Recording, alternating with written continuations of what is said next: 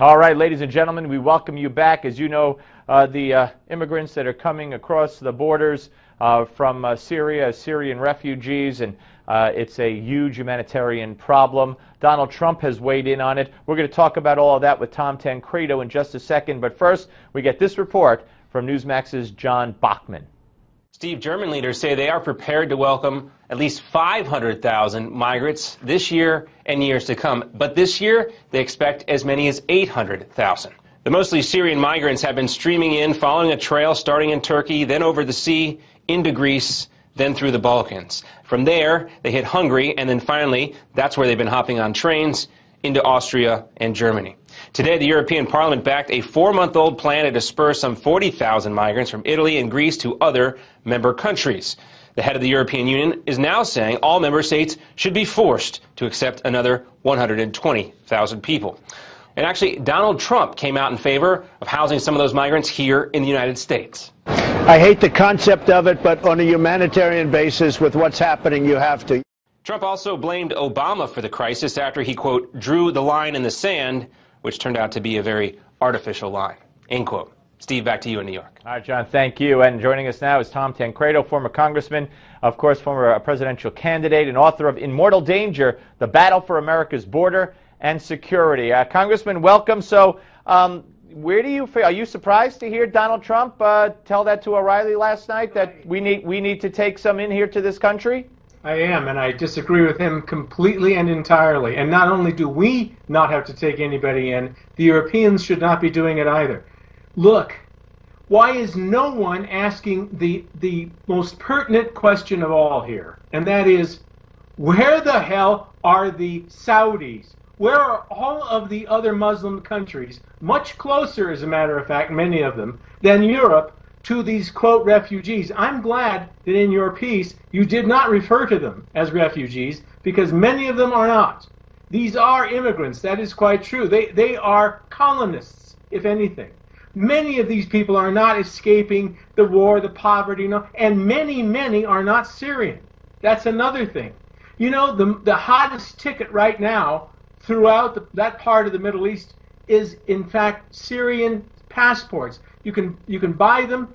They're fairly expensive depending upon where you're doing it, but they're a hot ticket item because that will get you inside Europe. These people are colonizing Europe. This is the Islamization of Europe. They're doing this with the approval, in many cases, of ISIS. Many of the people coming are actually terrorists. We have pictures of some of these people who have arrived as, quote, refugees, who are indeed, we have pictures of them in different places holding guns and screaming Allah Akbar. They are actually screaming Allah Akbar on the trains transporting them into Europe.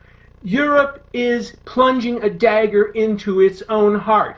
And you know what's prompting so much of this, Steve? It is indeed the same kind of greed that we see in the United States emanating out of places like the Chamber of Commerce. In Germany, the same thing, what would be the German National Chamber of Commerce, is the one pushing this issue. They want these people. They're pushing the German government. They want the cheap labor. It's the same thing here in the United States. We not only have problems, of course, with cheap labor coming across the border, the southern border, and depressing wage rates and reducing job opportunities for people here in this country, but now if we introduce another aspect, and that is hundreds of thousands, eventually millions of people who are also Muslim on top of all of that, you change the dynamics of everything. It's exactly what's happening in Europe. Absolutely. It is the end of Western civilization. I'm telling you, you're watching it with your own eyes. You know, to a great extent, that is absolutely true. So as it relates to Trump, the front runner, of course, is this going to hurt him when he gets up there on the debate stage in front of the world and 25 million people possibly again, and the Republican voters, and says this again, that we need to take them in? Yeah, well, certainly hurts him with me. I don't know about anybody else. But yeah, that is not, you know, I don't know whether he's been told that he's got to soften his position on immigration, but he doesn't. You know, he has gotten where where he is today, taking a firm position. Right, and one other one quickly, because you were in the Congress, of course, the State Department saying that the Congress will play some role in deciding how many people. We got 30 seconds. Shouldn't Congress play the entire role?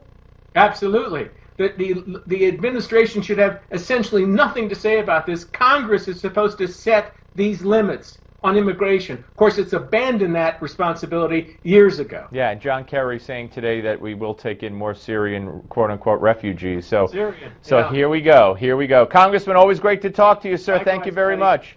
Appreciate it. Up next, ladies and gentlemen, the founder of Freedom Watch, the one and only Larry Klayman. Don't go away.